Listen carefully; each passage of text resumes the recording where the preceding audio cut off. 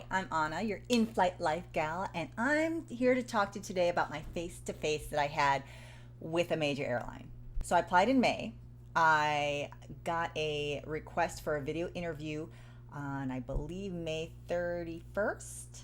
I got it on June 1st because I handed it in right away, and in 1 week, I got a call for a face-to-face. Now that was pretty quick. I was kind of surprised, and what was interesting, I was expecting a long wait. And the thing is when they called me, I had trouble understanding the person on the other line. I think our connection was bad. I could barely hear them. I kept turning up my phone, and unfortunately, I had to ask them to repeat several times. But they gave me a date of my birthday. Yes, I had to do a face-to-face on my birthday. So I decided, okay, perfect timing because 2 days later I was leaving to go on our family vacation for about a week and a half. So I needed to get this face-to-face in. I prepared for the face-to-face. I already had a gray suit with a colorful shirt underneath, which was sleeveless, so I never took my jacket off. I bought myself A2 aerosol pumps because I don't have any. I do have pumps, but my daughter has stolen them. So I went and bought myself some new pumps that fit perfectly and they were so comfortable. And then I bought a little odds and ends. If you look, I have a video that shows you what I brought to my face-to-face. It was really interesting because it was like a day of unexpected mishaps. First, I had to get up really early. I'm on a different time zone. I had to fly in for an afternoon interview. My flight wasn't too early, but the traffic in my area is so bad, I had to actually arrive about 2 hours early. And I want to make sure I was there 2 hours early because I didn't know if they checked when I checked in or whatever. I didn't know when the observations started.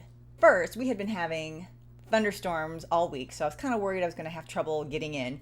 If you notice, my hair is curly, which means it frizzes.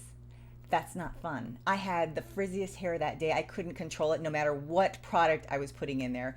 But I had to go, so I obviously can't cancel it because of hair. I got to the airport. I'm like, yes, it's my birthday. I have a birthday treat from Starbucks. I'm going to go find Starbucks. Except I didn't know that my airport got rid of their Starbucks, except for the one that was before security. So what I should have done was checked in, gone to Starbucks, sat down for a little bit, and then gone through. But because I thought the Starbucks was still there, I went from concourse to try to find a Starbucks, which no longer existed. So I had mediocre coffee right before I got on the plane. The next thing that happened, again, it was like a day of mishaps. So I had my frizzy hair, I couldn't find my coffee, and my new aerosol shoes were slipping off my feet. Yeah, seriously. They were like, I could barely walk in them. I was like sliding in them. Fortunately, I had bought myself a pair of flats. I switched into those and I'm like, I'm gonna deal with this later.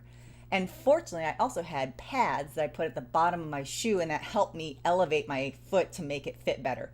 Something with wearing stockings apparently made it a little bit looser, but they just didn't fit. And I'm thinking, what am I gonna do? And I ended up having to put tissue in the toes so my shoes would fit. So I get on the plane, and this whole time, before the face-to-face, I wasn't really sure if I wanted to work for this company. And here's the reason, because there's no base in my town. And I know that's like, well, you're supposed to be willing to move. I am. I've commuted before. I know what it's like. I've done it. But did I want to commute for my entire time working for the company when there was no opportunity to actually transfer into the area where I lived? That's something you need to consider. However, I thought, I'm a faith person. If it's meant to be, it's meant to be. So I get on the plane. Planes are gorgeous. I'm like, oh, I would totally love to work on a plane like this. Beautiful plane, great flight. Got there. My first test was to walk about a mile to get to where the stop I need to get to the headquarters. And again, I had on the shoes because I thought I had fixed the problem and they were still slipping off. So I had to stop, change my shoes, and then I told this other girl who also had the same problem, ironically. So anyway, I got to know the girls that were sitting there, got on the shuttle, and a flight attendant happened to get on. Now remember, I don't know when they start watching you. I don't know if people say anything about it, and I kind of want to know more about the company. So I talked with her a little bit, and it was interesting because the feedback I got wasn't very positive, and that kind of made me think, oh my gosh, what am I getting myself into on my birthday? I talked with her for the entire ride, and she basically told me a lot of things that she wasn't very happy with, and I felt really bad. She had been with the company for over 30 years, and I'm like, oh my goodness, well then why don't you leave? And apparently, because the medical is so good, they don't leave. And that's okay. But again, it was one of those impressions I'm like, is this telling me something? Are these the signs I'm supposed to be looking for? Needless to say, we got there, got out with the 4 or 5 girls that happened to be on the shuttle with us.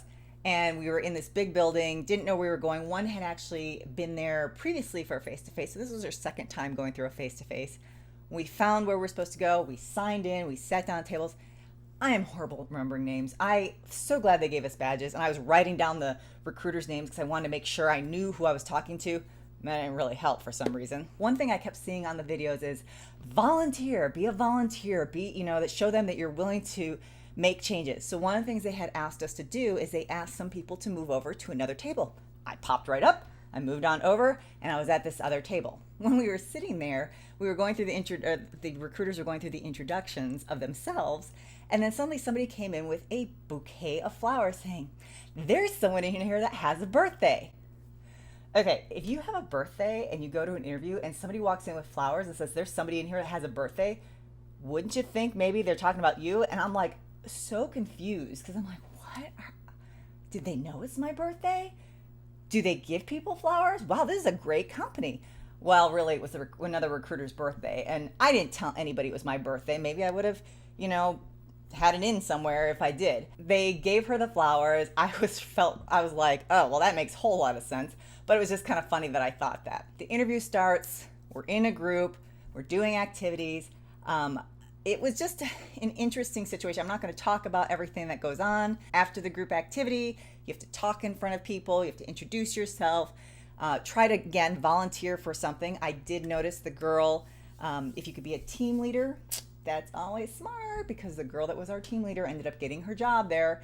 We were split up into groups and we had to go into a room and everybody was really nervous. And I was kind of nervous. Again, I was like, I don't know if I really want this job. And I don't know if that came across. I do like the company. It's a good company, but I wasn't sure if it was something that fit me.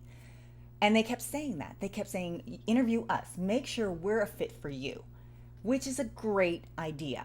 So I'm sitting in this row and they ask one of the first questions and I think of something real quick and I jump up to be first. So I'm like, okay, the lady said who has a job with this company, try to be first. Try to be someone who volunteers. So I volunteered.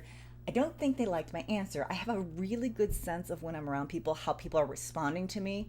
And we had all the recruiters were 20 plus years with the company. A lot of them were very much older than I was, which is shocking. But that's how much they love the company. And that's always a good sign when somebody stays that long with a company. As I was giving my answer, I was watching them and they don't always watch you. They even said, we're going to be writing notes while you're talking. So go ahead and just talk. I could just tell that either the way I was answering or maybe me being first, I'm not quite sure what did it, but I could tell I didn't connect with them. They didn't connect with me. And that's okay.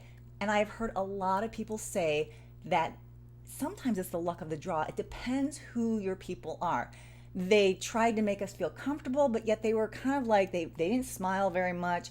I think it kind of made people a little bit more tense. They didn't really, there was a couple people that would make jokes or make a comment about themselves that were like, yeah, this is a little bit about me. And they kind of like, like a little, but there was nothing that was a real connection. So I think that is something that can depend on how you do in an interview. We had 2 or 3 questions and then they brought us back into the big group and we had to watch a video while they pulled us out to go over our resume and ask us the last few questions and how we're going to contact you, blah, blah, blah, blah, blah. Needless to say, again, it's my birthday. I was exhausted. I had a couple mishaps with my hair, with my shoes, with no Starbucks. And I didn't get a good sense from the people that were interviewing me. So I kind of had a feeling this wasn't going to go my way. So when I got called out of the room, I got called by somebody that I had seen already. And she just walked me all the way front to the lobby. I knew then when she was walking me to the lobby, I wasn't getting a one-on-one interview. I wasn't getting fingerprinted. I pretty much knew I didn't get the job. And that's okay because I knew going in there, first, I didn't think it was the right company for me. And second, I didn't really get a good vibe from the people that work there. And you really need to be comfortable with where you work. So walked out to the shuttle. My flight, unfortunately, was like 3 hours later, but I went up to a counter and I said, hey, I was here for an interview. Is there any chance I can get on this flight? And because of the way the ticket is booked, I can't remember it's positive space. I can't remember how all that works. It's been a long time. And I was able to get on that flight and get home a little bit earlier. Let me just tell you, by the time I got home, I kind of burst into tears. And I burst into tears because of the emotional, well, first, because I felt like, this is how I spent my birthday. So the emotional stress of everything that went wrong, personally, and knowing that I probably didn't get the job, but I was okay with that because I was kind of relieved that I just kind of was like, okay, I just need to let it go. So I cried, a little bit. I kind of let it all go and got home. And my husband, the best man in the world, had a cheesecake from the Cheesecake Factory sitting there waiting for me with presents on the table. My kids were all asleep. I hadn't seen them all day, but they had decorated first thing in the morning, so that was fabulous. So I got home and I basically devoured that cheesecake because I needed it. But anyway, so with the face-to-face, don't let your nerves overcome you. If you get the sense that this isn't the company for you, that's okay. It'll actually make you relax a little bit more. I think I felt like I was getting more tense because when I can tell I don't connect with someone, it makes me a little bit like, okay, what did I do? I start rehashing everything. What did I do? What did I say? Is there something that was, I tried to make sure here's the one thing. Let me give you a tip. When you're in a group interview, they watch you. They watch you watch everybody else. And the reason why I figured this out was because every time somebody spoke, we were in like a line, I would just look at the person that was speaking. And then when they were done, I'd look back at the recruiters. And then the next person spoke, and I'd look what they were speaking. And then I'd look back at the recruiters. One time, I happened to look at the recruiters in the middle of the person speaking. And first I noticed there were other people that were just kind of like rocking in their chairs. And they weren't really looking at the person. They were just kind of like waiting. And then when I saw the recruiters, I noticed they were looking at other people. So they weren't just looking at the person talking, they were looking at the people that were listening. So make sure you listen to the person that is talking in the room. So that's it. That was my face-to-face. It was a great experience. I'm glad I went to it. It was something that I probably won't do again for that company because I figured out it didn't fit for me. And I did find out I didn't get the job. So that kind of that was a little bit of a relief because it's kind of hard when you get a job and then you have to tell them, yeah, I don't really want this. So I actually was relieved when I got the TBNT, which is a thanks, but no thanks. But just know that if you go on an interview, have fun, enjoy it, and make sure you know it's the company for you.